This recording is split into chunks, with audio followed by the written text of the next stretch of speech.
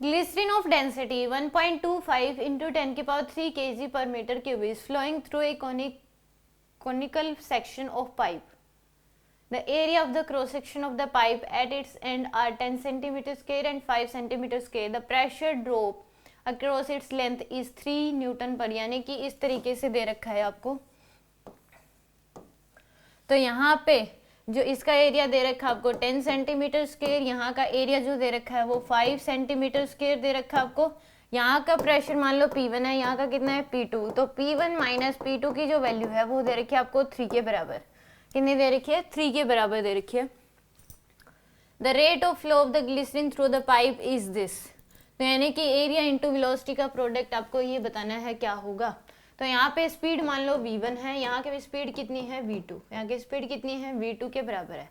तो पहले principle of continuity लगा दो, a1 इंटू में 10 इंटू 10 की पावर -4 v1 इंटू में 10 इंटू 10 की power -4 equal to v2 into में 5 इंटू 10 की पावर -4। तो ये इससे कैंसिल, तो यहाँ से जो आपके पास v1 की वैल्यू है वो कितनी आ जाएगी v2 5/10, यानी कि कितनी आ गई आपके पास v2 बाय में 2 के बराबर। v1 की वैल्यू क्या आ गई? v2/2 के बराबर आ गई। अब यहाँ के लिए और यहाँ के लिए बर्नौलीज थ्योरम लगा दो, p1 प्लस में हाफ रो v1 का square equal to p2 plus में हाफ रो v2 का स्क्वायर। तो p1 माइनस p2 जो दे रखा है वो आ जाएगी हाफ रो v2 का square minus half rho v1 का स्क्वायर। अब जहाँ पे स्पीड ज़्यादा होती है वहाँ प्रेशर कम होता है, वैसे स्पीड जहाँ पे ज़्यादा होगी प्रेशर क्या होगा? कम। अब v1 की वैल्यू v2 से क्या है?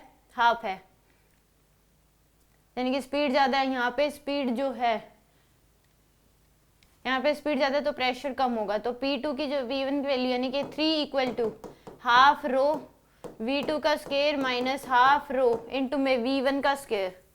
तो v1 की वैल्यू पुट कर दो v2/2 का स्क्वायर, तो आएगा 3 इक्वल टू हाफ इंटू में रो की वैल्यू जो है वो कितनी दे रखी है आपको 1.25 इंटू 10 की पावर 3 इंटू में v2 का स्क्वायर माइनस v2 का स्क्वायर बाय 4 ही आ जाएगी आपके पास।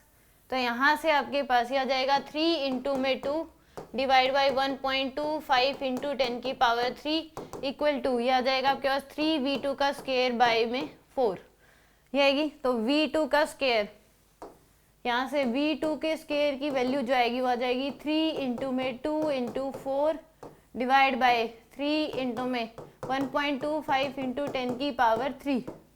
तो 3 से 3 कैंसिल, तो आएगा 8 डिवाइड बाई 1.25 इंटू 10 की पावर 3। तो 800 डिवाइड बाई 125 इंटू 10 की पावर -3 ये आएगी v2 के स्क्वायर की वैल्यू। तो यहाँ से 800 डिवाइड बाई 125 तो आएगी v2 का स्क्वायर इक्वल टू आ जाएगा 6.4 इंटू 10 की पावर -3।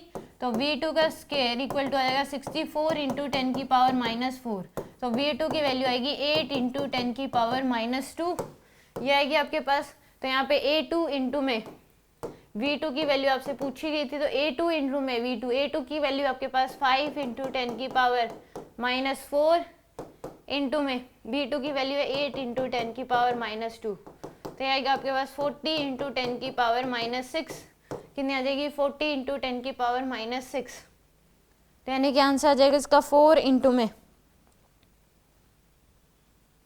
कितना आएगा आपके पास 4 इंटू में 10 की पावर -5 मीटर क्यूब पर सेकेंड। तो यानी कि x की वैल्यू कितनी आ जाएगी आपके पास 4 के बराबर। x की वैल्यू कितनी आएगी? 4।